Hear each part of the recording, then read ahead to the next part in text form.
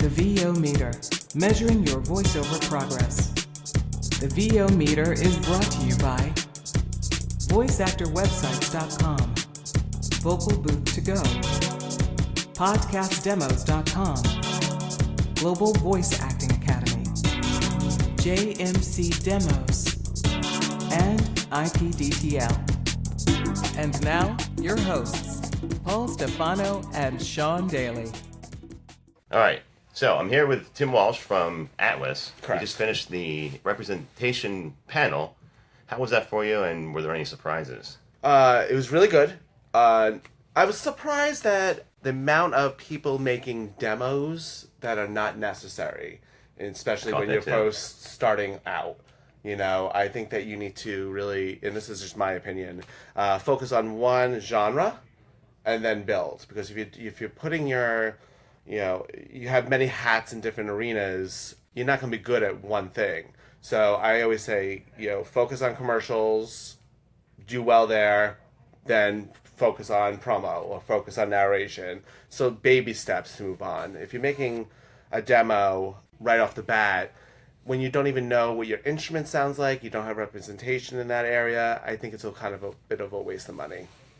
So do you feel like people in general, even experienced talent, are too demo happy? And because the trend now from at least demo producers is make a demo for everything, every freaking genre there is. If you're represented by an agency, talk to the agent first and say, do you need me to have a demo? In the commercial world, for me, I don't need a demo, I just need pieces of work. So I have booked many talent off of just auditions that I've had, that somebody wanted to hear something, I sent that in. A demo is a way to get you in the door. But if you have a good booth and you can make a demo, sure, do that. Just don't lie about it. Just say, I made this myself. It's not produced. I know in the promo world and the narration world, you do need a demo to kind of break in.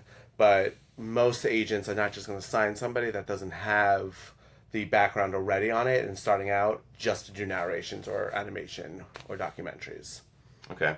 Something I asked Phil a second ago, Phil Suffin, we were talking about how the audience seemed to have a lot of the same questions that you probably hear all the time, every day anyway. Do you think talent, especially new talent, get into this paralysis by analysis where they're really overthinking things? I do, especially new talent that I sign. I think that the biggest thing they have to do is, I didn't book yet, I haven't booked yet. We understand if you're new to this, it's going to take a hot second before you book. We're trying to work with you. We're trying to get to know you. You're trying to get to know us. You're also trying to get to know the casting directors, the producers, the different auditions that you're doing. So I always tell talent when I'm signing them first off, I'm like, I don't expect you to book within the first year. So take that off the plate. I'm not going to drop you. As long as you're doing the auditions, if you're sending them back on time, you're respectable, all that kind of jazz. And the biggest question I always get to is how to get an agent.